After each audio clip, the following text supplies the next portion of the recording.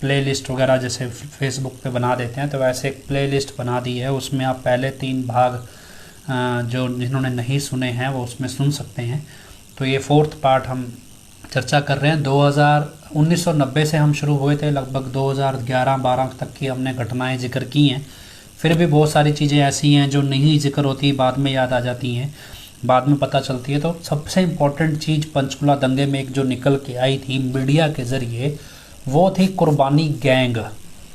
कुर्बानी गैंग, कुर्बानी समिति, ये सब क्या भला है, क्या चीज़ है, कैसे है?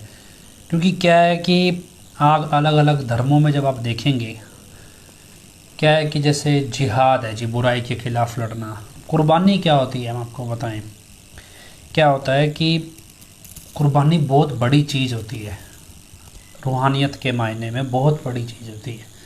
और ये ऐसा नहीं कि किसी के भी नसीब में आ जाती है, ये बहुत रेयर किसी के नसीब में आती है, ख़ास तौर पे सच्चाई के लिए। डेरा सच्चा सौदा में ये बलिदान सिर्फ एक ही आदमी के नसीब में आया है, और वो है लिल्ली इंसान, मानसा साइड के थे लिल्ली इंसान।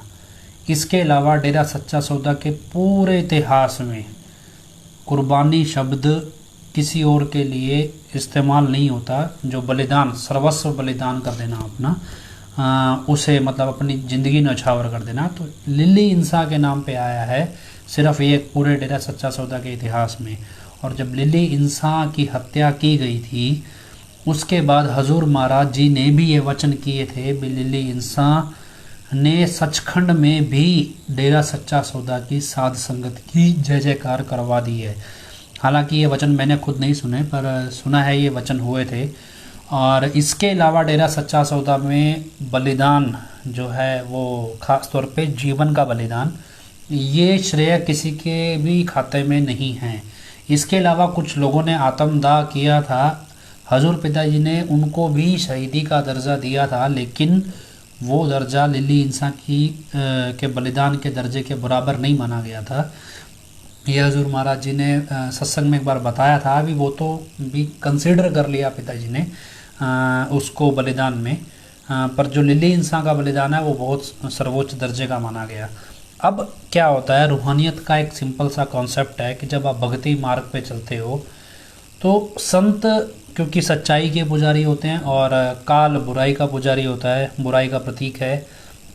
सच्चाई वचनों पे चलती है, संतों के वचनों पे, संतों के ज्ञान पे, और इंसान का उस पर परिपक्व होना बहुत ज़रूरी है।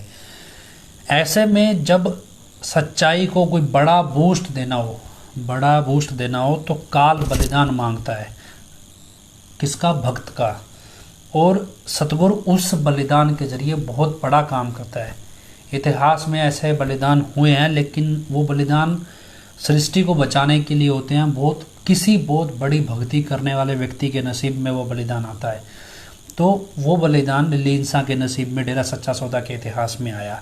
अब क्या होता है, जब आप भक्ति मार्ग पे चल रहे हैं तो कुछ जैसे गुरचरण कौर जैसे जो हमारे यहाँ पे है, या जगजीत सिंह, या जो भी मतलब थोड़े इस तरह के भक्ति करके ज़्यादा ही ड्रामा करते हैं भक्ति के नाम पे, वो लोग इस कुर्बानी का, इस बलिदान का मतलब गलत निकालते हैं। उनको लगता है भी लहू लगा के शहीदी दे देंगे, कुछ इस तरह से। तो वो क्या करते हैं, लोगों को मोटिवेट करते हैं भी बलिदान देना है, कुर्बानी समिति बनाओ, कुर्बानी समिति बनाएंगे। ये सब कॉन्सेप्ट निकाल के लाते हैं। लोगों को लगता है 2017 में कुर्बानी गैंग, कुर्बानी समिति बनी। आपको लगता होगा नहीं है, 2015 में भी बनी, 2012 में, 10 में भी बनी। उससे पहले जितना हमारे रिकॉर्ड में आया, सबसे पहले ये कुर्बानी समिति बनाई गई मार्च 2007 में। अब सवाल ये कि मार्च 2007 में कुर्बानी समिति बनाने का क्या मतलब है? कुर्बानी देने वाले सेवादार, बाकायदा लिस्ट बनाई गई। ना तो उस समय डेरे का कोई विवाद था, कोई झगड़ा था, कुछ नहीं था। सीबीआई केस कर रही थी, केस की इन्वेस्टिगेशन चल रही थी, सब कुछ उस तरह से चल रहा था। तो कुर्बानी किसे देनी थी, क्यों देनी थी, और ये लिस्टें बना कौन रहा था? मार्च 2007 में दंगा हुआ, 2007 के मई में जाके 14 मई को। तो मार्च 2007 में लिस्ट कौन बनाएगा और कौन बनवाएगा?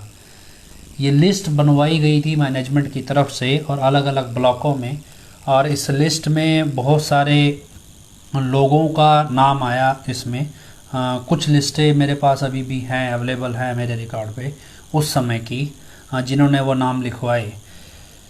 अब मई में आपको लगता है अभी पोशाक मामला आया और दंगा हो गया, क्योंकि मई में कुछ पोशाक की वजह से हुआ, लेकिन इस दंगे की तैयारी तो मार्च में चल रही थी। तो फिर मई में क्या हो रहा था? इसका मतलब मार्च में ये पता था कि मई में दंगा करवाना है। अब ये किसको पता था? ये पता था सिर्फ और सिर्फ मैनेजमेंट को। क्या पता था? कि पिताजी कोई ऐसा प्रोग्राम करने वाले हैं जिसमें इंसान बनाया जाएगा। ऑब्वियसली अब बताया गया होगा मैनेजमेंट को एडवांस में पिताजी ने कि लॉकेट बनवाए गए थे। ये लॉकेट जो हम पहनते हैं ये एडवांस में बनवाए गए थे और बाद में दिए गए थे, तो इसका ऑर्डर गया होगा। ऑब्वियसली मैनेजमेंट ने इतना बड़ा सेटअप प्लान करना था, ये पूरा रिकॉर्ड सिस्टम बनाना था, सॉफ्टवेयर बने होंगे, तो ये सारी प्लानिंग 1-2 महीने पहले चली होगी। इसलिए हो सकता है मार्च में ये प्लानिंग चली और उसी समय इसकी तैयारी हो रही हो, और साथ साथ ये तैयारी भी हो रही हो कि ये मसला जैसे ही पिताजी शुरू करेंगे तभी हम दंगा प्लान करेंगे। और हो सकता है उसी के अनुसार इस ड्रेस का भी व्यवस्था की गई हो, इस ड्रेस को कैसे विवाद बनाना है, तो ये सारा प्लान उस हिसाब से चल रहा हो। ये चीज़ें चल रही थी और यही पंचकुला में भी निकल के आया। 2010 में भी इस तरह से यूथ फेडरेशन वालों ने टीम में बनाई, और उस समय जब बसों में आगजनी की गई और उस बसों में आगजनी के साथ साथ जब ये मसला उठा तो गुरचरण कौर ने बहनों की भी एक टीम तैयार की। इस सब के बीच हालांकि बहनों ने मना कर दिया, जो बहनें उस समय थी, आगे भी हम नहीं करेंगे ये काम, लेकिन बहुत कोशिश की गई भी। तो ये वो लोग होते हैं जो जुनूनी होते हैं, जिनको कानून नहीं पता, जिनको समाज का नहीं पता, जिनको पता है बस हमें ऑर्डर दे दो हम कर पड़ेंगे। जैसे अभी आप बेवकूफ़ों की फौज देखेंगे, जो एक वीडियो जो चल रहे हैं ख़ास तौर पे तलवंडी साबों में चुनाव प्रचार हरमिंदर सिंह जस्सी का, आप उसमें देखिए वो सारे बुत बन के पीछे लाइन बना के चल रहे हैं। किसी को कुछ नहीं पता है अभी वो यहाँ क्या करने आए हैं, बस मजबूरी है, ऑर्डर आया जी, लिहाज बना रहे हैं अभी, यहाँ एक शराबी आदमी के पीछे चले हैं अभी, हाँ इसको जिताना है। क्यों? बस जिताना है जी। किस लिए? क्योंकि राम सिंह चेयरमैन की साख का सवाल है, क्योंकि गुरचरण कौर ने पैसा खा लिया है, क्योंकि राजनीतिक विंग ने अपने केस बंद करवाने हैं, और इस समय प्रत्याशियों में कोई ऐसा मजबूत प्रत्याशी नहीं है जो उनके केस बंद करा सके, पुलिस को पैसा खिला सके, तो इसलिए मजबूरी है अभी इस आदमी को पकड़ लो। तो खैर ये चीज़ें चलती रहेंगी। हम बात कर रहे हैं, मैंने आपसे लास्ट टाइम बात की कि 2010 का दंग 10 में जो बसों में आगजनी हुई वो क्यों करवाई गई, कैसे ये सब कुछ सीबीआई के केस के साथ प्लान हो रहा था, और कैसे एक्चुअल में दिख ये रहा था अभी ये मैनेजमेंट भी पिताजी को फ़ायदा पहुंचाने के लिए किया जा रहा है, लेकिन वास्तव में ये मैनेजमेंट को फ़ायदा पहुंचाने के लिए किया जा रहा था। ये सब चीज़ दिख रही थी जब मैंने आपको लास्ट टाइम बताई। अब 2010 में बस कांड हुआ और उसके बाद 2011 2012 आ गया, और धीरे धीरे 12 का इलेक्शन भी आया। 2012 में पंजाब का इलेक्शन आया। अब 2007 में अकाली दल ने बहुत बुरा सलूक किया था डेरा अपने साथ, और क्योंकि चलो आज एक मेरे पास अभी फ़िलहाल एक राम सिंह चेयरमैन का एक ऑडियो आया है, और उस ऑडियो में राम सिंह चेयरमैन बोल रहे हैं अभी अगर असेंबली में हमारा एक व्यक्ति होगा तो हम अपनी बरगाड़ी मसले की आवाज़ वहाँ उठा पाएंगे। 2007 में बात करते हैं। 2007 में डेरा जला दिया गया था, मानसा में चौक तोड़ दिया गया था, सुनाम के डेरा में भी आगजनी की गई थी, गुक्या वाली डेरा जलाया गया। पंजाब में डबवाली के अंदर बहुत बुरी तरह घर जलाए गए, लोगों के अनाज तक जला दिया गया था, लोगों के घरों में पड़ा हुआ। तब हरमिंदर सिंह जस्सी असेंबली में ही थे, वो विधानसभा में विधायक थे बठिंडा जिले से, लेकिन ना तो उन्होंने बठिंडा जिला में कोई आवाज़ उठाई और ना ही उन्होंने असेंबली में आवाज़ उठाई। तो असेंबली में आवाज़ उठाना तब होता है जब आपने मसला रिकॉर्ड पे लेके आना, और वो मसला रिकॉर्ड में कल को कोर्ट के रिकॉर्ड पे आए। जब साध संगत के साथ बीत रही थी बहुत बुरी, साध संगत बिना वजह गरीब लोगों को जेलों में डाला गया, बहुत ऐसे बिल्कुल जो गरीब लोग थे, रिक्शा चलाते, रेडी चलाते थे, उन लोगों को जेलों में डाला गया। तब असेंबली में बैठे हरमिंदर सिंह जस्सी को पता नहीं चला, लोगों के घरों में आग लगा दी, लोगों के घरों में उनके अनाज तक जला दिए, डेरों में आग लगा दी, मानसा चौक तोड़ दिया गया। तब हरमिंदर सिंह जस्सी को असेंबली याद नहीं आई, या मैनेजमेंट को नहीं लगा भी हरमिंदर सिंह जस्सी को बोलें कि असेंबली में आवाज़ उठाएं। तब नहीं उठाई। आज प्रदीप कलेर जैसे शराबी आदमी जो बिल्कुल पिताजी के लिए सौदा कर गए राजनीतिक विंग में बन के सरकार से पिताजी को मरवाने का, उन लोगों को बचाने के लिए हरमिंदर सिंह जस्सी को असेंबली में पहुंचाना ज़रूरी है। क्यों? तो आपको खुद सोचना चाहिए। हालांकि हमारा मसला ये नहीं है, लेकिन बीच में टॉपिक आता रहेगा। तो 2012 में ये सब स्पष्ट था भी अकाली दल, डेरा के शिरोमणि अकाली दल जो बादल वाला सुखबीर बादल, प्रकाश सिंह बादल की जो फैमिली है भी, ये टोटली खिलाफ हैं। कैसे इन्होंने संगत के ऊपर मसले मुकदमे डलवाए गए, सब कुछ किया गया। तो 2012 में जब इलेक्शन हुआ, उस इलेक्शन में एक मीटिंग होती है इलेक्शन से 2 दिन पहले, और जगजीत सिंह उस मीटिंग में होता है, जोरा सिंह, राज सिंह चेयरमैन वगैरह, ये मीटिंग होती है जलालाबाद के अंदर शायद। और इस मीटिंग में समझौता होता है कि 19 सीट जो बिल्कुल इन्फ्लुएंस थी, जो बिल्कुल कम मार्जिन पे चल रही थी, 19 सीट के ऊपर अकाली दल को समर्थन किया जाएगा। बाकी अकाली दल की कैलकुलेशन थी, वो 19 सीटों का समझौता हुआ। लेकिन साथ संगत क्योंकि अकाली दल के पक्ष में नहीं थी, तो चुनाव से एक रात पहले, मान लीजिए 20 तारीख को चुनाव है, तो 19 तारीख की रात को, ऐसे ही उस समय जो चुनाव की डेट रही होगी, तो उस रात को क्या होता है, अचानक से जगजीत और गुरचरण कौर जाते हैं अपने उन 19 सीटों के इलाके में, और अचानक से शोर मचाते हैं भी आज पिताजी मजलिस की स्टेज से जब उतरे, तब उन्होंने बोला कि इन 19 सीटों पे अकाली दल को समर्थन करना है। अब ना तो सुबह की मजलिस से पहले आप पिताजी से वेरीफाई कर सकते हैं, कहीं से कोई रास्ता वेरीफाई करने का था नहीं। रात में वो 19 सीटों पे समर्थन बदला गया, और 2012 में सबको अनुमान था भी अकाली दल की सरकार नहीं आ सकती, लेकिन उन्हीं इन 19 सीटों की बदौलत अकाली दल की सरकार आ गई। आज राम सिंह चेयरमैन ये बोल रहे हैं एक जगह सभा में कि हम अगर आज ये दिखाएं कि हम 1 सीट जिता सकते हैं, तो कल को हम ये भी दिखा सकते हैं हम और सीटें भी जिता सकते हैं। अरे उस समय तो आपने 19 सीटें जिताई थी, तो उस समय आपका वजन नहीं आया असेंबली में, 19 सीटें जिताई थी। चलिए हम मसला वहाँ पे ले आए भी, आखिर अकाली दल से जगजीत गुरचरण कौर को इतना प्रेम क्यों था। इससे इंटरेस्टिंग बात ये है, आपको और बताएं कि 2011 में, क्योंकि ये दोनों ही व्यक्ति, गुरचरण कौर भी और जगजीत सिंह, सरकारी नौकरी करते थे, और इन्होंने 2011 में सरकारी नौकरी छोड़ दी। जगजीत सिंह डेरा में एंट्री लिया, और गुरचरण कौर तो वैसे ही डेरा में प्रबंधक बन रही थी। अब सब जगह ये चर्चा होने लगी भी बड़ी सेवादार है, बड़े सेवा के लिए सरकारी नौकरी को लात मार दी। एक्चुअल में सरकारी नौकरी को लात नहीं मारी थी, ये मसला था कि 2012 में ये दोनों खुद इलेक्शन लड़ना चाहते थे, क्योंकि 2007 और 2009 के लोकसभा चुनाव में ये समझ चुके थे भी बठिंडा सीट से अगर हम अनजान आदमी को भी खड़ा देंगे तो भी साथ संगत का मत इतना है कि वो उसे जिता देंगे। तो इतना साथ संगत स्ट्रेंथ रखती है। लेकिन 2011 में सरकारी नौकरी होने की वजह से वो इलेक्शन नहीं लड़ सकते थे, और सरकारी नौकरी छोड़ना जरूरी था इलेक्शन से 1 साल पहले। तो इन दोनों ने सरकारी नौकरी छोड़ी 2012 का चुनाव लड़ने के लिए, और लेकिन इनको पार्टी ने सीट नहीं दी, टिकट नहीं दी मान लीजिए, और उसके बाद इन्होंने समझौता किया पैसे के लिए जो भी, और वो समझौते, क्योंकि अकाली दल प्रो सिख, मतलब सिखों के समर्थन से भी जीतती आई है वो, तो दोनों तरफ से वो गेम खेलती थी वो पार्टी भी, सिखों का वोट भी ले लो और जगजीत और गुरचरण को और या राम सिंह चेयरमैन के जरिए डेरा का भी वोट ले लो, तो दोनों तरफ से वोट खींचती आई है ये पार्टी। तो उन्होंने क्या किया, अभी अगर हम डेरा के लोगों को टिकट देंगे तो हमें सिखों का वोट नहीं मिलेगा, लेकिन उन्होंने फिर तरीके से सेटलमेंट किया होगा, और जगजीत सिंह की जो अथाह संपत्ति या राम सिंह चेयरमैन की जो अथाह संपत्ति है वो उसी का गिफ्ट होगा। तो 2012 में इस तरह से अकाली दल, क्योंकि पिताजी के बिल्कुल खिलाफ था, बावजूद इसके किस तरह से सरकार जिताई गई। तो ये आप अनुमान लगा सकते हैं भी हजूर पिताजी के खिलाफ जो नेता सरेआम खुले तौर पे काम कर रहा था, साथ संगत के खिलाफ जो नेता काम कर रहा था, बावजूद इसके 2012 में उस सरकार को समर्थन दिया गया। उसके बाद 2014 का चुनाव आया, लोकसभा चुनाव। 2014 के लोकसभा चुनाव में क्योंकि केंद्र में कांग्रेस थी और उस समय तो ओवरऑल कांग्रेस को समर्थन देने का ऐलान किया, लेकिन भाजपा की लहर इतनी थी, तो भाजपा नरेंद्र मोदी जो प्रधानमंत्री हैं उनकी उस समय लहर थी, तो भाजपा जीत गई।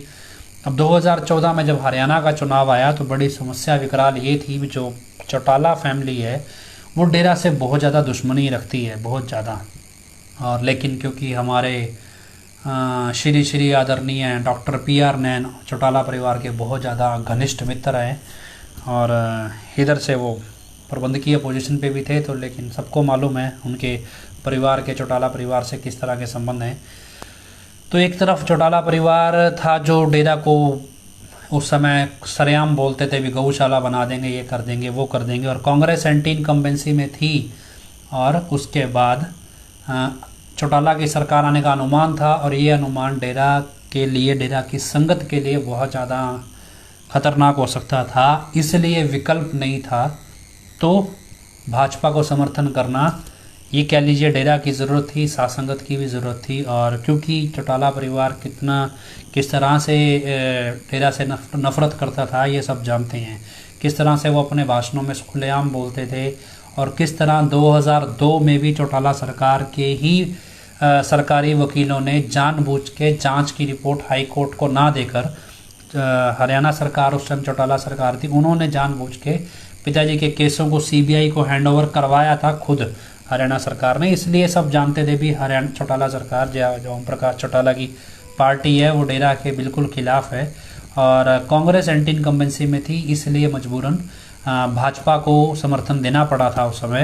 लेकिन वो संगत ने दिया था, वो भी पिताजी ने नहीं दिया। उसके अलावा क्योंकि भाजपा ने उसके बाद डेरा के 2 बड़े भलाई कार्य, खास तौर पे ये सफाई अभियान और बेटी बचाओ अभियान, ये दोनों अभियान अपनाए थे और ये चलाए भी।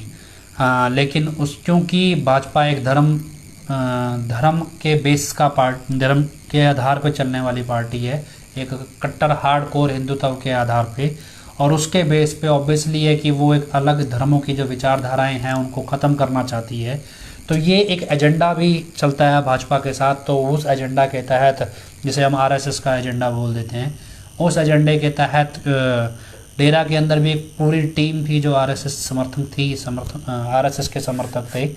वो सारी टीम वो सारी इन्फॉर्मेशन सरकार को दे रही थी और तरीके से इंटेलिजेंस रिकॉर्ड में डेरे का रिकॉर्ड ख़राब धीरे धीरे किया जा रहा था और उसमें हजूर पिताजी का रिकॉर्ड ख़राब किया जा रहा था और संगत से बेहिसाब पैसा लिया जा रहा था। ये सारी चीज़ें चल रही थी उसमें। और उसके साथ साथ 2017 में जो नौबत आई वो आप सबके सामने है।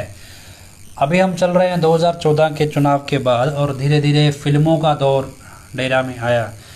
फिल्मों के दौर में भी क्या हुआ कि जो बहुत से लोग ये सवाल उठाते हुए फिल्म क्यों बनाई, अगर फिल्म ना बनाते तो शायद ये सब मसले खड़े नहीं होते।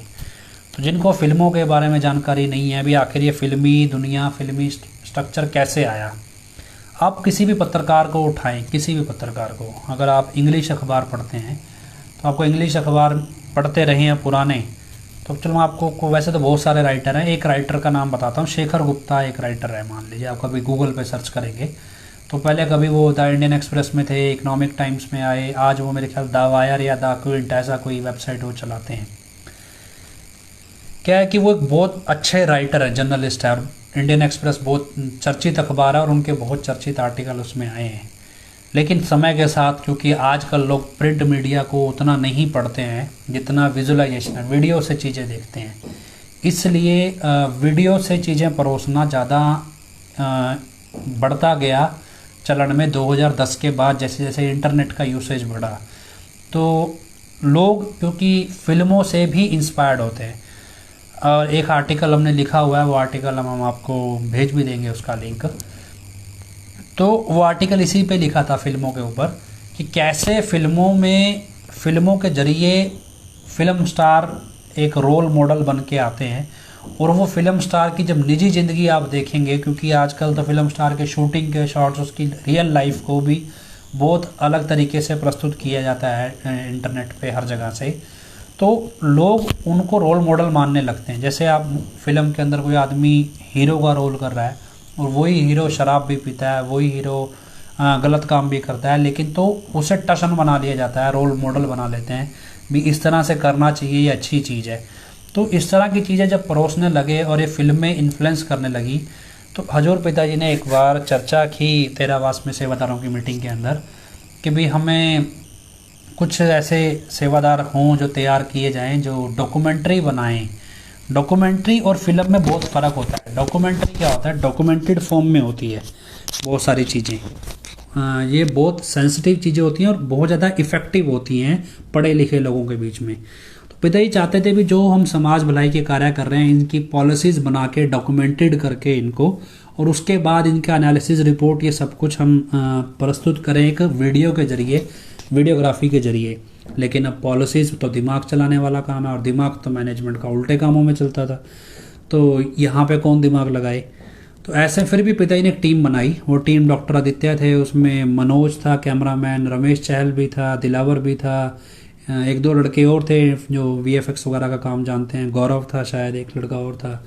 तो ये पूरी टीम बनाई गई भी। ये टीम मिलके प्रॉपर, रमेश चहल एक अच्छा राइटर था, उसके बाद आदित्य अरोड़ा क्योंकि पॉलिसीज़ की नॉलेज रखता था डॉक्टर आदित्य अरोड़ा, मनोज अच्छा कैमरामैन था, और बाकी पोस्ट प्रोडक्शन के आर्टिस्ट थे, पोस्ट प्रोडक्शन के जो काम करने वाले हैं, कंप्यूटर पर तैयार करते हैं वीडियो, उस तरह के लोग थे। मतलब ये चीज़ टीम तैयार की गई, लेकिन अब इस टीम में कभी आपस में बनी ही नहीं, क्योंकि उस समय भी मैं मतलब देखता था ये चीज़ें, मेरे जानकारी में भी हैं और कुछ मेरे भी लोग जानकार थे जो इस टीम में आए। ये टीम कभी इकट्ठी नहीं होती थी, लड़ती थी, आपस में झगड़ती थी, तो कभी भी कोई भी स्क्रिप्ट ये बना ही नहीं पाए। नतीजा क्या हुआ कि पिताजी पूछते रहे, इन्होंने कुछ किया ही नहीं। जब काफ़ी टाइम इन्होंने कुछ नहीं किया तो उसके बाद लगा भी अब करें क्या। तो फिर बहुत बार बार कहा भी पिताजी भी आप क्यों ना कोई किसी तरह से खुद ही आप इस तरह की चीज़ प्रस्तुत कर दो। उसके बाद पिताजी कहते भी कोई डिपार्टमेंट, मतलब अपने को टीम चाहिए कि जो ये काम कर सकती है, जिसको नॉलेज हो, सब कुछ हो। तो उसके बाद मैनेजमेंट पूरे इंडिया की सबसे घटिया टीम छांट के लाई, ऑब्वियसली सबसे घटिया कलाकार छांट के लाए, सबसे घटिया टीम छांट के लाए। तो वो टीम छांट के लाए गए और उसके बाद ये हुआ जो पहली फिल्म बनी। और फिल्म 200 घंटे की बनी, पिताजी ने जैसे भी बनाई, सब कुछ बनाया और उस फिल्म में अपनी लाइफ दिखाई। ये सब चला, MSG2 बनी। और उसके बाद क्या हुआ कि जो फिल्म वाले थे, जीतू अरोड़ा का नाम आपने सुना होगा, ऐसे जो क्रू मेंबर्स थे ये सब क्या करते थे, सबजबाग दिखाने लगे बच्चों को, डेरा के बच्चों को। दो अलग तरीके थे, क्योंकि अगर आप फिल्म इंडस्ट्री की दुनिया में जाएंगे वहाँ पे व्यभिचार एक आम चीज़ है। वहाँ पे मतलब आज तो चलो लिव इन रिलेशन कह देते हैं, लेकिन आम तौर पे फिल्म इंडस्ट्री में व्यभिचारी आम ही होते हैं, उनके लिए नॉर्मल लाइफ है। लेकिन डेरा के लिए तीसरा परहेज था, ये लाइफ बिल्कुल ऑपोजिट थी। अब यहाँ दो प्रॉब्लम थी। एक तो क्रू में जो बाहर से लड़कियां आई हुई थी, उसमें भी एक लड़की बिल्कुल ऐसी है जो इस तरह के ही काम करती है, गलत काम करती थी, अपनी उसकी पहचान ही ऐसी है, जिसने मुस्कान का रोल किया था इंडस्ट्री में। तो अब दो तरह की प्रॉब्लम थी भी, क्या क्रू के साथ मिलके डेरा के लोग बिगड़ जाएं या डेरा के अंदर कोई ऐसे छिछोरे हों, कुछ लोग ऐसे हर जगह ही मिलते हैं जो कोई क्रू के साथ कोई बदतमीजी ना कर दें। तो पिताजी को हमेशा सेट पे मौजूद रहना पड़ता था इस चक्कर में कोई गड़बड़ ना हो जाए। लेकिन फिर भी क्रू के लोगों ने बहुत सारे बच्चों को फुसलाया डेरा में रह के। पहली मूवी में देखा जब वो बच्चे बिगड़ने लगे, जब वो वचन तोड़ने लगे, वो बगावत करके जाने लगे, हम तो इंडस्ट्री में जाएंगे, हम तो बड़े कलाकार बन गए, तब पिताजी को ने देखा ये चीज़ भी, क्रू की वजह से लोग बिगड़ रहे हैं और क्रू ऐसे सबजबाग दिखा रहा है जो एक्चुअल में एग्जिस्ट नहीं करते और जो एक गंदगी की दुनिया में ले जाते हैं। और बहुत से लोग गए भी, और हमें पता भी है ऐसे लोग जो अच्छे खासे नामी पहचान वाले पिताजी के साथ दिखने वाले लोगों के परिवार के लोग भी ऐसे गलत कामों में, फिल्मी लालच में, फिल्मी दुनिया में जाने के लालच में बिगड़ गए, गलत काम करने लग गए। तो ये सारी चीज़ें चल रही थी साथ साथ, और इसलिए पिताजी ने क्रू हटाया भी, हमें जैसी फिल्म बनानी है हम बना लेंगे जैसी बनेगी, लेकिन क्रू नहीं लेंगे। तो नए बच्चे थे, उनको थोड़ा बहुत सिखाया, बनाया, लेकिन क्योंकि विजुअलाइजेशन का ज़माना है, आज आप इमेजिन कर सकते हैं कि पिताजी ने क्योंकि एक चीज़ है, कल मेरा किसी से मिलना हुआ, उन्होंने भी बताया अभी लोग क्या करते हैं, समय के अनुसार वचनों को अपने अकॉर्डिंग इंटरप्रेट कर लेते हैं, अपने अकॉर्डिंग भी इसका ये मतलब निकलता होगा। तो ये भी एक ऐसी इंपॉर्टेंट चीज़ है। अभी पिताजी ने वो विजुअलाइजेशन करके फिल्मों के जरिए दिखाया भी, जो वचन हमारे हैं वो किस संदर्भ में किए जा रहे हैं, वो फिल्म से आप वीडियो के जरिए समझ सकते हैं, ताकि उस वचन को आप अपने हिसाब से तरोड़ मरोड़े ना। तो एक कह सकते हैं भी रूहानियत में वचनों को मानना, उस तरीके पे चलने की एक रिक्वायरमेंट भी थी, ये कि वचनों को कैसे समझा जाए और किस कॉन्टेक्स्ट में समझा जाए, किस परिपक्ष में कह सकते हैं परिप्रेक्ष्य में समझा जाए, ये चीज़ें चल रही थी। साथ साथ फिल्मों ज़रूरी थी। और उसके बाद क्योंकि अब पिताजी अपनी स्टोरी तो दिखाई चुके थे, लेकिन कुछ चीज़ें क्या बच्चों को इंस्पायर करने के लिए होती हैं, बहुत सारी चीज़ें छोटे बच्चों को, क्योंकि अगर हम पिताजी का काम करने का तरीका देखें, पिताजी बिल्कुल बेस पे, जैसे जब 1993 की हम बात करते हैं, 1993-94 में जब पिताजी को बेस क्रिएट करना था, उन्होंने सबसे पहले स्कूल खोला। बच्चों से वो बेस क्रिएट करते थे और बच्चों को ही फिर आगे बड़े होते थे बच्चे, और उसके बाद उसके हिसाब से वो सेवा में बच्चे लगते थे। इसी तरह ये एक तरह से इस तरह की फिल्में भी थी जो छोटे बच्चों को खास तौर पे 10-12 साल तक के बच्चों को इंस्पायर करती थी। वो एक अपना मोटिव बनाते थे और उनके लेवल पे खास तौर पे बेस बनता था भी कैसे समझना है। वो की वर्ड्स जो पिताजी के आप डायलॉग्स में देखेंगे, वो की वर्ड्स आज भी आप छोटे बच्चे जो उस समय के बच्चे थे ना, अभी तो 15-16 साल के हो गए होंगे, अगर आप 10-12 साल के बच्चों को आपने वो फिल्में दिखाई हैं, तो जब वो 15-16 साल के होंगे वो की वर्ड्स उनके दिमाग में छपे हुए हैं आज भी। ये चीज़ें पहले मुझे लगता था भी एंटरटेनमेंट पॉइंट ऑफ व्यू से ये चीज़ें उतनी बढ़िया आर्टिस्ट नहीं हैं, बढ़िया फिल्माई नहीं गई उस तरह से, जैसे हम बाहर दुनियादारी की फिल्में देखते हैं बढ़िया, बहुत बढ़िया तरीके से फिल्माई जाती हैं, उस तरह से नहीं फिल्माई गई। लेकिन जब कंटेंट आपके अंदर कितना घर कर रहा है, वो कंटेंट जब आप रियल लाइफ में निकलते हो तब आपको वो कंटेंट याद आता है। जब वो याद आता है तब आपको लगता है भी हाँ ये चीज़ इस तरह से है। मान लो जब आप मुसीबत में फंस जाओ तो आपको नारा लगाना है, और ये चीज़ जब आप वैसे ही रूटीन लाइफ में जब हम छूट जाती है, लेकिन वो फिल्म का कंटेंट एक स्ट्राइक करता है। वो चीज़ हमने अपने घरों में भी देखी, रिश्तेदारी में छोटे बच्चों में, जो 10-12 साल के बच्चों ने जब वो फिल्में देखी हैं और जब वो 10th +2 में हुए तो उनके उसमें ये चीज़ें हमें रिफ्लेक्ट होती हैं, दिखती हैं। यही चीज़ें आपको समझ में आए भी इस तरह से थी। लेकिन इसको प्रोजेक्शन क्या था कि पिताजी एक संत के कैरेक्टर में, और संत का मतलब लोगों के हिसाब से भगवाधारी, जनेऊधारी और बड़े बड़े बाल हैं जी, बंधे हुए हैं और बिल्कुल खड़ाऊ पहन के चलने वाले, उन्हें संत बोलते हैं। संत एक जीवन शैली है और एक विचारधारा है, ना कि कपड़ा पहनने का तरीका है भी इसी कपड़े में पहनेंगे तो है। एक रंग के कपड़े जैसे भगवा रंग कह देते हैं या कोई और भी रंग, कोई एक रंग का कपड़ा, ये आमूमन क्या होता है कि जब संत मत में लोग होते हैं तो उनकी ज़िंदगी में ऐसा नहीं कि वो रंग बिरंगे होते हैं, वो एक स्थिर बुद्धि होते हैं, इसलिए वो एक रंग का कपड़ा पहनते हैं। और ये चीज़ पिताजी भी सफ़ेद रंग के कपड़े अक्सर पहनते थे, लेकिन बच्चों की खुशी के लिए वो रंग बिरंगे कपड़े पहन लेते किसी न किसी फंक्शन पे।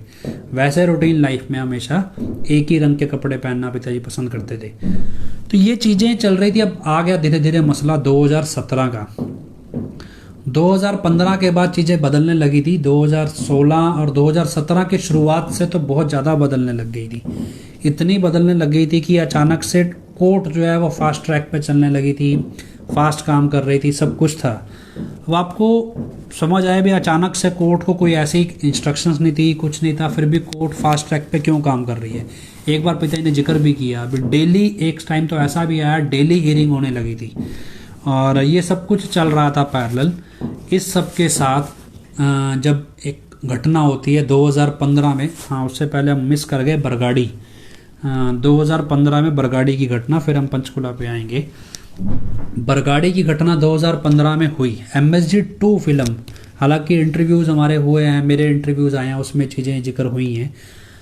बरगाड़ी की घटना के मायने क्या थे, क्या चीज़ था। 2015 में MSG2 फिल्म रिलीज़ होनी थी। MSG1 फिल्म रिलीज़ हुई, सबको पता था ये फिल्म कैसी है कैसी नहीं है, कितने लोग उसे देखने जा रहे हैं। लेकिन एक जो मैनेजमेंट थी वो एक छवि बना रही थी। वो छवि क्या थी कि ये फिल्म बहुत ज़्यादा सुपर डुपर हिट है, और पिताजी के पास फिगर दिए जाते जी 50 करोड़ कमा लिए, 70 करोड़ कमा लिए, 100 करोड़ कमा लिए। दुनिया ये सोच रही थी भी फिल्म में, थिएटर में तो सिर्फ डेरा के लोग ज़्यादातर हैं, पैसा कहाँ से कमा रही है फिल्म भी। फिल्म तो नॉर्थ इंडिया में ज़्यादा चल रही है, बाहर तो सिर्फ 1-2 शहर थे ऐसे ज़्यादा मेन। पैसा कहाँ से कमा रही है फिल्म, और इतनी फिगर आ कहाँ से रही है।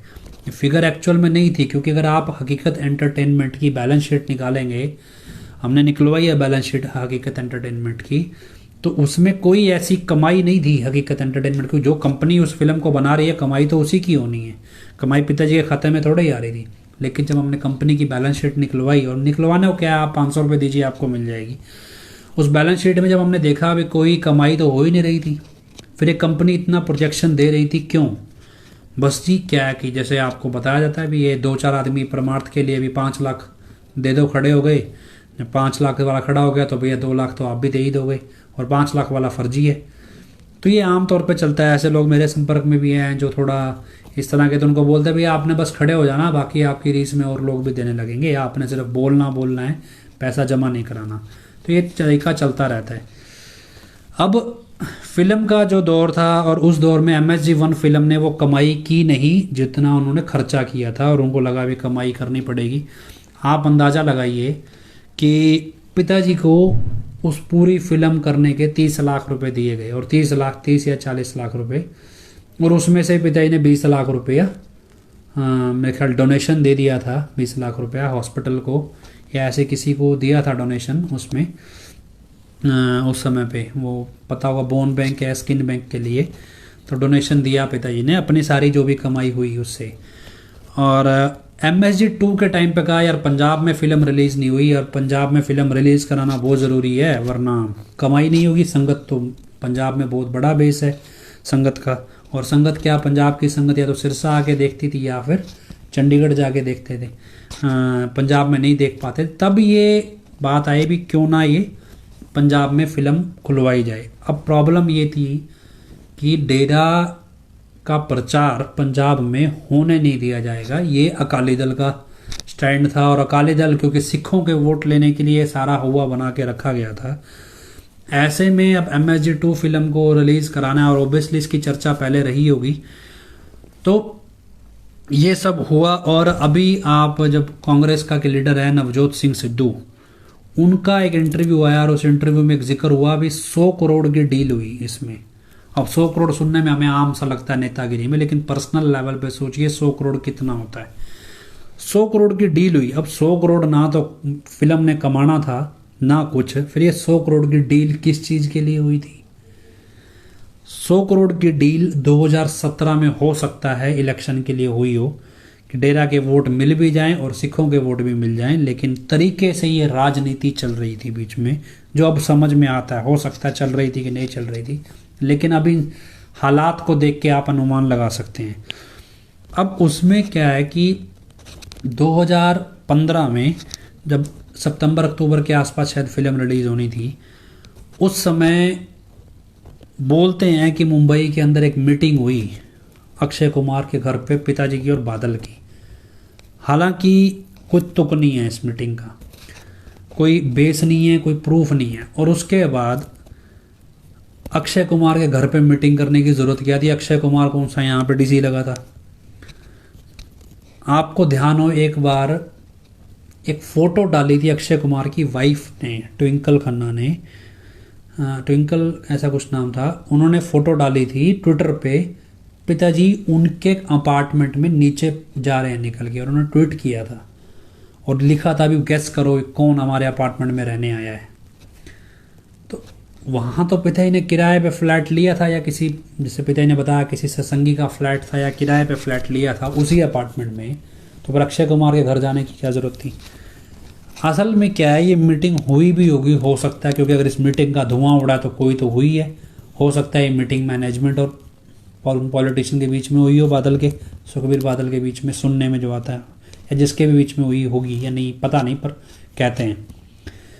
अब नवजोत सिंह सिद्धू बोलते हैं 100 करोड़ की डील हुई।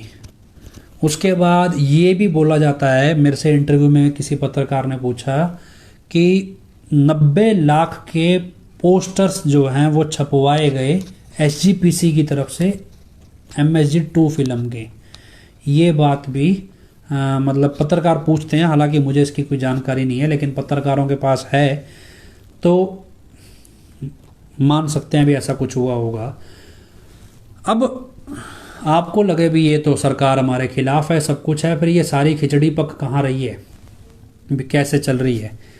इस सब के बाद अचानक से हजूर पिताजी बुलाते हैं पंजाब के जिम्मेवारों को, और बीच में चलता है जी माफ़ीनामा मंजूर हो गया। माफ़ीनामा मंजूर हुआ या नहीं हुआ, एक पत्रकार ने तो हमें यहाँ तक बताया कि डेरा से जो माफ़ीनामा निकला वो हिंदी भाषा में था, लेकिन जो माफ़ीनामा अकाल तख्त तक पहुँचा घूम फिर के, कभी किसी नेता की कोठी से होते होते, तो वो वहाँ तक पहुँचते पहुँचते पंजाबी भाषा में हो गया। मसलन कि माफ़ीनामा गया ही नहीं, और गया तो वो बदल दिया गया। ये बात तो खुद मतलब जो जिन्होंने माफ़ीनामा रिसीव किया उन्होंने ही बताई ये बात एक मीडिया में बैठ के, हम नाम मुझे ध्यान नहीं उनका। मतलब क्या है कि डेरा के एंड से कोई तो लेके भी गया होगा, और लेके गया तो फिर बदल कैसे गया। ये सब कुछ खिचड़ी आपको समझ में आए भी किस लेवल पे कौन चला रहा था। आप कई लोग मुझे बोलते हैं भी डेरा में इतने दिमाग वाले बंदे हैं, तो इतने दिमाग वाले नहीं हैं तो ये सारा ड्रामा कर कौन रहा है। चिट्ठी आपको आज फेक लगती है, वो चिट्ठी तक फेक थी जो पिताजी की तरफ से अकाल तख्त तक पहुंची थी। अंदाज़ा लगाओ कितना बड़ा मसला वो था। आज की चिट्ठी तो पैसा ही कमाना है, उस चिट्ठी में भी ऐसा ही कुछ होता होगा। चिट्ठियाँ तो वहीं से लिखनी सीखी होंगी इन्होंने। तो वो चिट्ठी पहुंचते पहुंचते पंजाबी में हो गई, और उसके बाद वो फिर बखेड़ा खड़ा हो गया। तो एक ग्रुप था पंजाब में जिसे दादूवाल अलाइड ग्रुप कहते हैं। दादूवाल आपने सुना होगा, एक बंदा बार बार आके बकवास करता है। तो वो बोलने लगा अभी ये तो उसने शोर मचाना शुरू किया। उसके बाद अचानक से क्या है, इधर एक माजी नाम के सिख प्रचारक हैं कोई, माजी नाम के। तो वो सिख प्रचारक है, उनकी एक खबर आती है भी उनकी सभा में एक वो होता है, लॉकेट फेंक देते हैं लोग उतार के, ऐसे लॉकेट। उससे पहले की घटना बताते हैं। Justice Ranjit Singh commission report के हिसाब से कि दादूवाल एंड ग्रुप जो शोर मचा रहे थे उस 100 करोड़ की तथाकथित डील का, तो दादूवाल को मारने के लिए प्लान बनाया गया। हम ये अज्यूम कर सकते हैं कि ऐसा भी कुछ हुआ होगा कि जब ये शोर मचने लगा कि बादल अकाली दल के बीच में या बादल के बीच में और इस माफ़ीनामे को और फिल्म को रिलीज़ कराने को लेकर कोई डील हो रही है, तो उसका शायद पता लग गया होगा। तो ये भी प्लान किया गया हो क्यों ना ये शोर मचाने वाले ग्रुप के किसी व्यक्ति को ही मार दिया जाए और बवाल हो जाए और फिर मामला शांत हो जाए। मतलब मामला क्या किसी और डायरेक्शन में ले जाया जा सके। और इसी कड़ी का एक हिस्सा हो बलजीत सिंह दादूवाल को मारना। और ये justice Ranjit Singh commission report में आया कि इसके लिए प्रदीप कलेर और संदीप बरेटा और ये हर्ष दूरी ने पिस्टल जो था वो महेंद्र सिंह बिट्टू को मुहैया कराया। ये मैं नहीं कह रहा हूँ, जस्टिस रंजीत सिंह कमीशन की जांच रिपोर्ट बोलती है। लेकिन मारा नहीं गया, या यूं कह ले जो हमारी तफ्तीश में आया कि मारने वाले लोगों ने मारने से मना कर दिया, जिनको उकसाया गया था इस काम के लिए, जो हमें जानकारी मिली। बाकी पुख्ता हम भी नहीं कह सकते अभी, लेकिन जितनी हमारी तफ्तीश में आया जानकारी में कि लोगों ने कहा भी हम क्यों मारें, ये कौन सा हमारा दुश्मन है, हम क्यों मारे, इनकी बादल की आपसे लड़ाई है तो हम बीच में क्यों पड़े। क्योंकि दादूवाल के साथ पहले भी खींचतान सिरसा में हुई है एक दो बार डेरा के संगियों के बीच में। तो जब पिताजी जीवन नगर से शायद आए थे, वो झंडे झुंडे दिखाए थे, उस समय कुछ बवाल हुआ था। तो खैर जब ये मसला सारा हुआ और उसके बाद आता है ये माजी कोई प्रचारक हैं, हम पूरा नाम मुझे नहीं मालूम, वो प्रचारक है, उनके जो प्रचारण वहाँ पे ये लॉकेट फेंके जाते हैं। अब क्योंकि तेरे में तो लॉकेट नंबर वाले मिलते हैं, अगर ये लॉकेट फेंके गए तो इस लॉकेट पे नंबर होंगे, और क्योंकि जब ये मामला दर्ज हुआ है तो ऑब्वियसली इस लॉकेट में नंबर जिन लोगों ने फेंके उन लोगों पे मुकदमा दर्ज होना चाहिए था। अगर मान लो मैं ये लॉकेट फेंक देता हूँ और इस लॉकेट पे मेरा नंबर है, ये नंबर डेरा में रजिस्टर्ड है, तो केस मेरे खिलाफ दर्ज होगा कि मैंने ये क्यों फेंका, नहीं तो मैं डेरे में जमा करवा सकता हूँ। अब ऐसे ही बहुत से लोगों ने जो कहा जाता है कि वहाँ लॉकेट फेंके, लेकिन उस पूरी जांच में ना तो किसी लॉकेट पे नंबर मिला, ना लॉकेट का ही कोई रिकॉर्ड पता चलता है, ना ही उस मामले में क्या हुआ पता ही नहीं चला। लेकिन वो एक बेस बना लिया कि भी ये देखो बन गया बेस क्या है जी, डेरे के लॉकेट की बेअदबी की है। तो ये बेस बना लिया गया क्योंकि पिताजी ने लॉकेट के ऊपर भजन लिखे थे और लॉकेट को बहुत महत्व देते थे पिताजी, इसलिए बेस बनाया गया कि अब हम बदला लेंगे। और पैरेलल क्या होता है, पोस्टर लगाए जाते हैं और इस तरह से भी हम भी बदला लेंगे। और जून में वो ग्रंथ चोरी हो ही चुका था। अब आए उसके आगे की बात। आगे चलिए कि फिल्म रिलीज होने को थी और पिताजी ने जिम्मेवार बुला लिए, भी आ जाओ हमें तो पंजाब में सत्संग करना है। और सत्संग करने के लिए जोरा सिंह जो सलावतपुरा के इंचार्ज हैं उनको बुलाया गया और बोला भी हमें सत्संग करना है। और जोरा सिंह ने सीधा सीधा तौर पे मना कर दिया कि पिताजी हम सत्संग नहीं करवा सकते जब तक आपके केस नहीं निपट जाते। सीधा मना कर दिया। तब क्या हुआ, वीरपाल बहन जी भी थे और उस समय तेरावास में कुछ और बहनें भी होंगी, तो वो खड़ी हो गई, बोला जी ऐसा है, ये कर रहे हैं बकवास, कानून हमें भी पता है, समा में भी पता है, आप हमें इजाज़त दो, हम सत्संग की परमिशन लेकर आते हैं। अब पिताजी ने बोला तो ठीक है। तो 45 नंबर बोला नहीं नहीं हम अभी करते हैं। गोलमाल सा मसला हुआ और इससे पहले अगली मीटिंग होती, उससे पहले ये बवाल खड़ा हो गया बरगाड़ी कांड का। अब बवाल खड़ा हो गया ये बरगाड़ी कांड का। उस समय तो किसी को नहीं समझ में आया भी किसने किया। अब क्योंकि श्री गुरु ग्रंथ साहिब जो चोरी हुए थे वो एक ही स्वरूप चोरी हुआ था जिसका रिकॉर्ड था, लेकिन जब अंग मिले और उनकी फॉरेंसिक जांच हुई तो पता चला ये एक ग्रंथ के नहीं है, ये अलग अलग ग्रंथ से फाड़े गए हैं। जो अंग हैं, पन्ने हैं, ये अलग अलग ग्रंथ से फाड़े गए हैं। अब चोरी तो एक ही हुआ था, तो बाकियों के पन्ने कहाँ से आए, बाकियों के अंग कहाँ से आए, ये चीज़ें कभी जांच में आई नहीं। हालांकि 115 केस जस्टिस रंजीत सिंह जांच कर रहे थे बेअदबी के। यही मसला हाईलाइट क्यों हुआ? क्योंकि इस मसले की चुनाव में ज़रूरत थी, और ज़रूरत थी भी इस मसले के ज़रिए वोट पोलराइज किया जाएगा। और सबसे इम्पॉर्टेंट था कि पंजाब में सत्संग नहीं होना चाहिए, और इस सत्संग को रोकना मैनेजमेंट की भी ज़रूरत थी और अकाली दल की तो थी। लेकिन वोट भी लेने हैं, सत्संग भी नहीं होने देना, तो बीच में पेंच फंसा दिया हाई कोर्ट का, और ये ड्रामा रचा गया। अभी हाई कोर्ट से परमिशन ले आई जी, फिल्म तो चलेगी और थिएटरों के ऊपर पुलिस पहरा देगी। तो खैर वो फिल्म चलाई गई और उसके बाद बाकी फिल्में भी चली, और कुल मिला के फिर जो पैसा कमाया गया उसमें क्या गोलमाल हुआ कुछ पता नहीं। ये फिल्म हुई तो बरगाड़ी हुआ, बरगाड़ी होने के बाद बरगाड़ी हो गया, लोग वहाँ शांतिमय तरीके से धरना करने बैठ गए। अब प्रॉब्लम ये है कि मेरे मान लीजिए आपकी और मेरी बहस होने लगे, हम किसी मसले पे नाराज़ हैं, मान लो मैं नाराज़ हूँ और आप भी मेरे से नाराज़ हैं और बहस होने लगे। बहस होने होते एक आदमी दूसरे पे हाथ उठा दे तो बहस की वजह है वो तो जाती है तेल लेने, मतलब उसको तो गई पानी में। अब मसला इस बात पे खड़ा हुआ था भी हाथ क्यों उठाया, मारा क्यों, बात कर सकते थे ना। तो इसी तरह बरगाड़ी मसला खड़ा हो गया। लेकिन अब प्रदर्शन करने वाले जो प्रदर्शनकारी थे, सिख संगत थी, वो तो बहुत शांतमय तरीके से प्रदर्शन कर रही थी। जो वो शांतमय तरीके से प्रदर्शन कर रही थी, बोला इससे तो सत्संग रुकेगा नहीं, कुछ तो करना पड़ेगा, उकसा हुआ इन्हें। तो क्या हुआ, कोट कपूरा में लाठीचार्ज हुआ, उकसाया, लेकिन फिर भी कोई बात नहीं बनी। तो फिर बैबल कलां के अंदर बाकायदा गोली चलाई गई, 2-3 लोगों को वहाँ पे मार दिया गया, कई लोग जख्मी हुए उस गोलीबारी में, और वो केस आज तक चलता है। अब क्योंकि वो केस बरगाड़ी के बाद खड़ा हुआ था, इसलिए वो मसला हाईलाइट हो गया पॉलिटिकल तौर पे। और जब बवाल हुआ तो जोरा सिंह भाई साहब आए, हाथ जोड़ के, पिताजी अब तो पंजाब में हो गया बवाल, अब सत्संग की बात मत करना। तो असली खेल क्या था? असली खेल था सत्संग होने से रोकना। रोकना कौन चाहता था? खुद हमारी डेरे की मैनेजमेंट और दूसरी उधर से पॉलिटिकल पार्टियां, कि सत्संग नहीं होना चाहिए। और फिल्म भी चलवा दी, चलो जी दोनों तरफ से काम हो गया। अब 2017 में फिर अकाली दल को वोट देंगे, दे दिया, अकाली दल को वोट दिया जी, हम तो उसी को देंगे।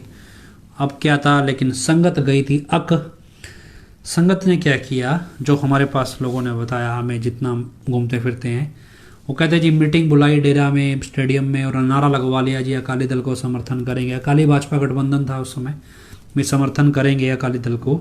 ये सब हुआ, लेकिन लोगों ने प्रार्थना क्या की घर जाके, कि हम तो वहाँ जाके नारा लगाए और हमें अपने नारे की लाज रखनी है। लोग पता क्या बोलते हैं मुझे, कहते जी हम वोट डालने गए और हमने प्रार्थना की, पिताजी हमने तो नारा लगाया डेरे में, इसलिए मजबूरन वोट डाल रहे हैं अकाली दल को, लेकिन हमारी आपसे प्रार्थना है जीतने मत देना इस पार्टी को। अब संगत की फरियाद थी, वोट भी डाले और जीती फिर भी नहीं। बहुत जगह तो जमानतें ही जब्त हो गई। तो ये चीज़ें हुई और जब ये समझ आ गया सब कुछ, और इलेक्शन से एक दिन पहले हो जाता है मोड़ मंडी बॉम्ब ब्लास्ट ना, कुछ दिन पहले इलेक्शन से 31 जनवरी 2017 को एक ब्लास्ट होता है, मोड़ मंडी बॉम्ब ब्लास्ट। तो ये सब चीज़ें हुई, बरगाड़ी हुआ, और कैसे पिताजी का सत्संग होने से रोका गया। तो खैर 50 मिनट हमारे हो गए हैं। अगली बार हम 5वें पार्ट में शुरुआत करेंगे मोड़ मंडी बॉम्ब ब्लास्ट से, कि उसके क्या क्या पहलू हैं। तो कोई आपका सवाल हो इस सब में तो वो सवाल रखें, जो अब आज हमारी बातचीत हुई है, ख़ास तौर पे बरगाड़ी पे हुई है और फिल्मों को लेके हुई है। आपके सामने सवाल भी आते होंगे। एक आर्टिकल है हमारा जो पहले हमने लिखा था, वो आर्टिकल हम दोबारा शेयर कर देंगे। बुर्ज जवाहर सिंह वाला के ऊपर जो भी एक फैसला आया है, गुरदेव सिंह की हत्यारों को सज़ा सुनाई गई है, जो बुर्ज जवाहर सिंह वाला में डेरा प्रेमी गुरदेव सिंह की हत्या हुई थी, उसको लेके भी हमने एक आर्टिकल लिखा है आज फेसबुक, उस पे गूगल पे। उस आर्टिकल को हमने शेयर किया है, तो आप पढ़ें और समझें कि सज़ा सही हुई है या गलत हुई है, और सही हुई है तो कितनी सही हुई है।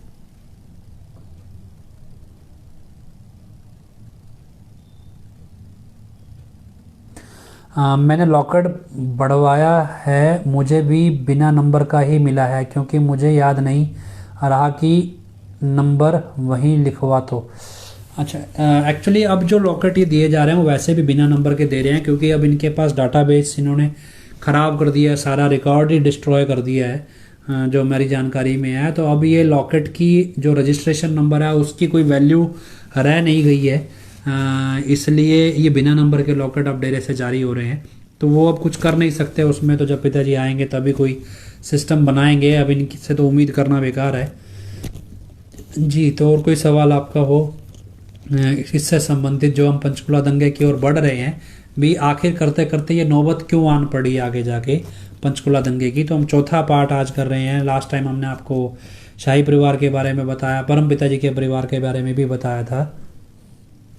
पंचकुला दंगे में बीजेपी की भूमिका, जी हम अभी उस भूमिका पे अगली बार पार्ट में आएंगे। अभी पंचकुला दंगे की शुरुआत हमने की नहीं है, हालात अभी वहाँ तक आ रहा है जी। तो पैरोल के बारे में कुछ बताएं। हाँ, अमरीक सिंह ने बहुत सही याद कराया।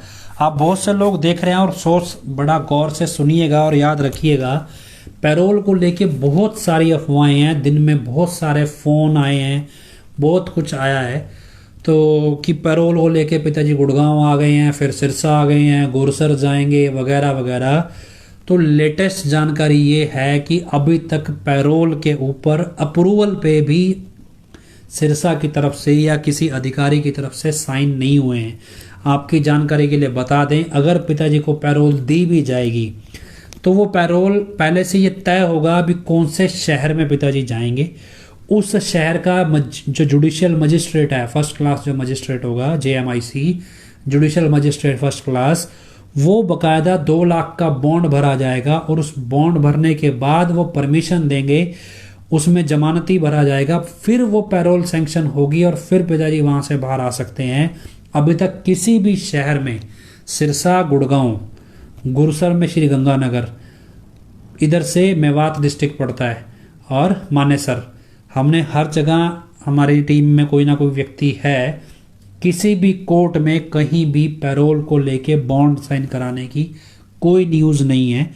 तो ये सब कोरी अफवाह है कि पिताजी पैरोल के लिए गुड़गांव पहुंच गए हैं, अब सिरसा पहुंच गए हैं, अब यहाँ पहुंच गए हैं, ये सब बकवास है। ये सिर्फ इसलिए है क्योंकि 10 तारीख को या 20 तारीख को आपसे वोट डलवाने हैं, और उसी उधेड़-बुन में आप वोट डाल दें। एक फ़ोन तो मुझे ये भी आया कि जी हमसे 3 लाख रुपए मांगे हैं, भी 3 लाख रुपए दे दो, आपको पिताजी से मिलवा देंगे। और अभी आपके सामने कुछ लोग ऐसे भी आएंगे निकल के, जो ये तक घोषणा कर देंगे भी हमने तो पिताजी के दर्शन भी किए हैं, हम तो दर्शन करके आए हैं, हमें पिताजी ने ये बात बोली है। तो ऑब्वियसली ये सारा कुछ चुनाव का स्टंट है, और ये स्टंट बहुत पहले भी चलता आया, 2019 के चुनाव में भी हुआ, राजस्थान चुनाव में भी हुआ। तो ये स्टंट हर बार हुआ है, कोई नया नहीं हुआ। जिन लोगों ने आपको पहले कहा था भाई हम दर्शन करके आए, उनसे जरा पूछो, फिर दर्शन तो हुए ही नहीं, तुम कैसे कराए, पिताजी तो आए नहीं बाहर। तो क्या है, आपकी याददाश्त कमज़ोर है, आप याद नहीं रखते हैं चीज़ें। याद रखिए ये सब कुछ बकवास है। पैरोल को लेके कोई अप्रूवल सरकार ने अभी तक नहीं दिया है, किसी भी कोर्ट के अंदर बॉन्ड भरने की कोई भी बात अभी सामने नहीं आई है। पिताजी सुनारिया से बाहर निकले ही नहीं है, तो फिर गुड़गांव, अंबाला या ये सॉरी सिरसा, गुरसर, मानेसर, मेवात रिजॉर्ट में कहाँ कैसे पहुंच जाएंगे। तो ये सारी चीज़ें आप ध्यान रखें कि ऐसा कुछ नहीं हुआ है। अगर पिताजी पंजाब में सत्संग कर देते तो आज का समय कैसा होता, तो ये तो अब कुछ कह नहीं सकते। चौटाला सरकार डेरे के खिलाफ क्यों थी? एक्चुअली चौटाला सरकार शुरू से ही खिलाफ थी डेरा के। हाँ, बस वो एक दिखावा था साथ खड़े होने का, वोट लेने के लिए। शुरू से ही वो खिलाफ थे क्योंकि उनकी अपनी तरह की मोनोपोली है, जो जानते हैं चौटाला सरकार के तौर तरीकों को। अपनी तरह की वो एक तरह की अहंकार कह लो या मोनोपोली है, अभी वही चलेंगे जब चलेंगे, और कोई चलेगा ही नहीं। और ये सब चीज़ें हैं। और जब कहना भी, हाँ, इस दुनिया में हर शेर के लिए सवा शेर है, तो जब शेर को लगता है अभी सवा शेर आ गया तो शेर तो चिल्लाने लगता है जी। तो ये चीज़ें आप ध्यान रखें। और कोई सवाल आपका हो? ये पहले बीच में एक सवाल मिस हो गया, शायद दोबारा लिखना। संदीप मिश्रा भी बहुत पागल बना रहा है जी। संदीप मिश्रा का तो कहना क्या है, चलिए वो मिस आगे आएगा। संदीप मिश्रा को, उनको क्या है, वो आम आदमी पार्टी के प्रचारक हैं, उनको अटेंशन सीख करके आम आदमी पार्टी को वोट डलवाना है। तो खैर वो उनकी अपनी निजी ज़िंदगी है, उनको क्या करना है क्या नहीं करना है। तो सतगुरु का शिष्य ऐसा नहीं होता कि वो टेम्परेरी एक्टिव होता है, या आज मैं 10 दिन तो गुरु के लिए काम करूँगा उसके बाद बंद, ये कभी नहीं होता। वो सारी उम्र सेवा करता है। अब जो टेम्परेरी आते हैं वो टेम्परेरी बेनिफिट के लिए ही आते हैं। साहिल मलिक जी बोल रहे हैं पिताजी के खिलाफ अगर अकाली दल है तो अकाली दल को ही वोट क्यों? यही तो बात हम आपको समझाना चाह रहे हैं कि अकाली दल को वोट इसीलिए ना, भी हजूर महाराज जी के खिलाफ ही तो काम करना है हर जगह। तो यही तो हम बोल रहे हैं भी चोरी, वो कुत्ती चोर के साथ मिली हुई है, मतलब एक कहावत है पंजाबी में। हनीप्रीत का डेरे में क्या रोल है जी? हाँ, ये हम नेक्स्ट टाइम ले लेंगे, थोड़ा लंबा टॉपिक है अमित कुमार जी, ये हम ले लेंगे नेक्स्ट टाइम। कोई और सवाल आपका हो? फाइनली 1-2 सवाल और ले लेते हैं, 2 मिनट रह गए हैं। कोई भी सवाल आपका हो? पैरोल को लेके हम बार बार क्लियर कर रहे हैं, सब अफवाह है। जितने भी लोग आप सुन रहे हैं आगे से आगे बता भी दें। हाँ, बॉम्ब ब्लास्ट ये बोल रहे हैं अभी मोहनलाल और उनके कहने पे हुआ है। हाँ, बॉम्ब ब्लास्ट के बारे में हम नेक्स्ट टाइम चर्चा जरूर करेंगे ऐसे आगे। 45 नंबर कामरा जी के बारे में कुछ बताओ जी। अब इतना एक एक आदमी का तो कैसे लें। हाँ, बिंदुराज शर्मा जी, आपका सवाल में पढ़ना रह गया, दोबारा सवाल लिखिएगा एक बार अपना, बस आप ही का सवाल आखिरी लेते हैं। तो कोई सवाल आखिरी, बिंदुराज शर्मा जी क्या सवाल लिखा था आपने? जो सवाल आप बस आखिरी उनका सवाल ले लेते हैं। पिताजी का ऐसा कोई सीन नहीं है पैरोल का, हम बार बार आपको बता दें कि कोई ऐसा सीन नहीं है अभी तक पिताजी के बाहर आने का पैरोल को लेके। सब कोरी अफवाह है, और ये सिर्फ आपसे वोट ऐंठने के तरीके हैं, क्योंकि ये राजनीति है, और राजनीति में जब चिट्ठियाँ झूठी आ सकती हैं। चिट्ठियों को लेके हमने एक सवाल पूछा है शाही परिवार से, तो आपको उनका जवाब भी बताएंगे। किसकी सरकार बनेगी पंजाब में? अरे हम यहाँ पे पॉलिटिकल एनालिसिस करने थोड़े ही बैठे हैं, जिस मर्जी की बने, कोई भी हमारे गुरुजी के पक्ष में तो है नहीं।